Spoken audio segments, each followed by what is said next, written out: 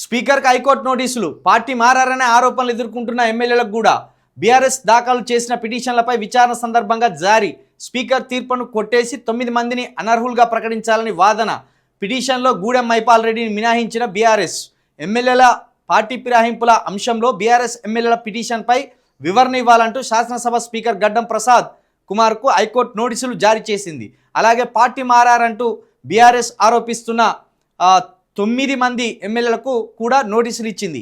BRS టికెట్పై ఎమ్మెల్యేలు గెలిచి కాంగ్రెస్ పార్టీలో చేరిన ఎమ్మెల్యేలపై అనర్హత వేటు వేయాలని, ఆ ఎమ్మెల్యేలు పార్టీ మారలేదంటూ ఇటీవల స్పీకర్ ఇచ్చిన తీర్పును కొట్టివేయాలని బీఆర్ఎస్ ఎమ్మెల్యేలు పలువురు హైకోర్టును ఆశ్రయించారు. ఎమ్మెల్యేలు దానం నాగేందర్, పోచారం శ్రీనివాస్, టి ప్రకాష్ గౌడ్, కాలే యాదయ్య, తెల్లం వెంకట్రావు, బండ్లం కృష్ణమోహన్ రెడ్డి, అరికపూడి గాంధీకి వ్యతిరేకంగా వేర్వేరు పిటిషన్లు దాఖలు చేశారు. ఎమ్మెల్యేలు కడియం శ్రీహరి, డాక్టర్ సంజయ్ కుమార్కు వ్యతిరేకంగా దాఖలైన పిటిషన్లు గురువారం విచారణకు రానున్నాయి. మొత్తం 9 మంది ఎమ్మెల్యేలను అనర్హులుగా ప్రకటించాలని హైకోర్టును ఆశ్రయించిన బీఆర్ఎస్ పటాన్చెరు ఎమ్మెల్యే గూడెం మైపాల్ రెడ్డిని మాత్రం వదిలేయడం గమనార్హం. ఈ పంచాయతీ ఇప్పట్లో దిగేటట్లేదు కదా, ఇది పెద్ద టైంపాస్ పంచాయతీ అయిపోయింది.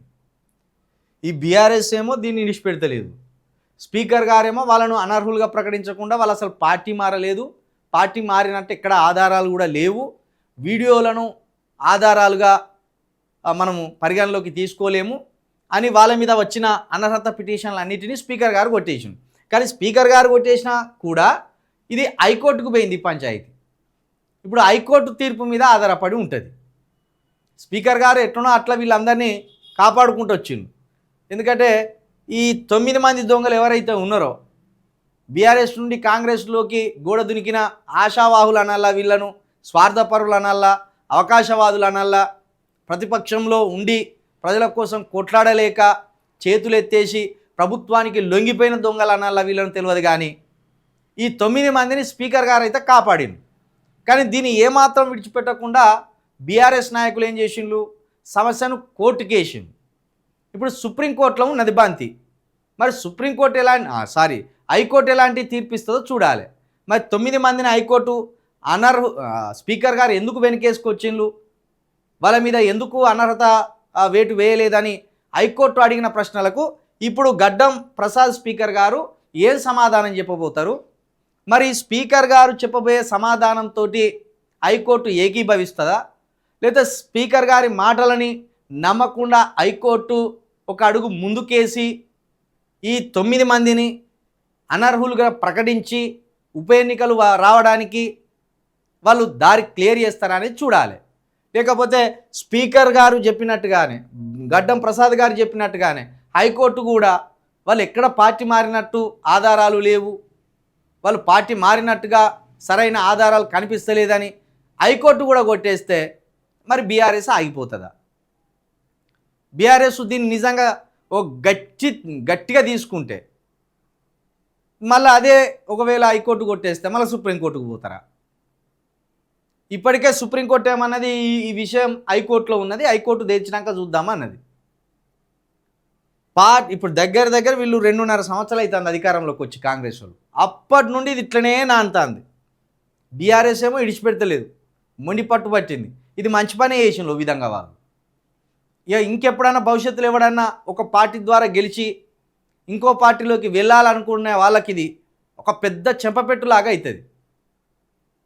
ఒకవేళ హైకోర్టు కనుక ఈ విషయంలో 9 మంది దొంగలే అని, ఈ 9 మందిని ప్రజా క్షేత్రంలో దోషులుగా నిలబెడితే వీళ్ళ ముఖాలు కూడా ఉండవు ఓట్లు అడగడానికి. హైకోర్టు మిమ్మల్ని దొంగలుగా ప్రకటించిందిరా బాబు, మీరు మళ్ళీ ఏ ముఖాలు పెట్టుకొని ఓట్లు అడగడానికి వస్తారు అని ప్రజలు చిత్కరించే పరిస్థితి వస్తుంది. ప్రజలే చెప్పులతోటి చీపురు గట్టలతోటి వాళ్ళను కొట్టవలసిన దుస్థితి ఏర్పడుతుంది. మరి ఆ అవకాశం హైకోర్టు కనుక ఇస్తే బీఆర్ఎస్ సూపర్ సక్సెస్ అయినట్టే ఈ విషయంలో. మరి ఇప్పుడు గడ్డం ప్రసాద్ గారు అయితే వీళ్ళని వెనకేసుకొచ్చిండు, దొంగలను కాపాడిండు. మరి హైకోర్టు కూడా ఈ దొంగలను కాపాడుతుందా, లేకపోతే ఖచ్చితంగా న్యాయస్థానంలో న్యాయం దొరుకుతుంది అనే ఒక భరోసాను కల్పిస్తుందా చూడాలి. మొత్తానికైతే ఈ సమస్య మళ్ళీ మొదటికి వచ్చింది. స్పీకర్ గారు అయితే అటో ఇటో బీఆర్ఎస్ వేసిన పిటిషన్లు కొట్టివేసి వీళ్ళెవరు కూడా మారలేరు అని వెనకేసుకొచ్చింది, కానీ హైకోర్టుకు పోయింది ఇది. మరి హైకోర్టు ఏమంటుందో చూడాలి. అయితే ఇందులో మరో విచిత్రం ఉన్నది. గూడెం మైపాల్ రెడ్డి కూడా పార్టీ మారిండు, కానీ గూడెం మైపాల్ రెడ్డిని బీఆర్ఎస్ ఎలాగ వెనకేసుకొచ్చుకునేది. మరి బీఆర్ఎస్ కూడా సిగ్గుండాలి కదా. మిమ్మల్ని కాదని పోయినోన్ని ఆయననేమో మంచోడే అంటారు, మిగతా 9 మందిని దొంగలు అంటారు. ఇగో ఈ డబుల్ స్టాండర్డ్ గేమ్లే మీ దగ్గర ప్రజలు విశ్వసించారు. మిమ్మల్ని 10 మంది మారిన్లు అని ఎందుకు చెప్తలేరు మీరు? గూడెం మైపాల్ రెడ్డి ఎందుకు వెనకేసుకొచ్చిన అంటే మళ్ళీ మీ గూటికే వచ్చిండా? అంటే మీరు దొంగలను కాపాడుతున్నట్టే కదా మీరు కూడా.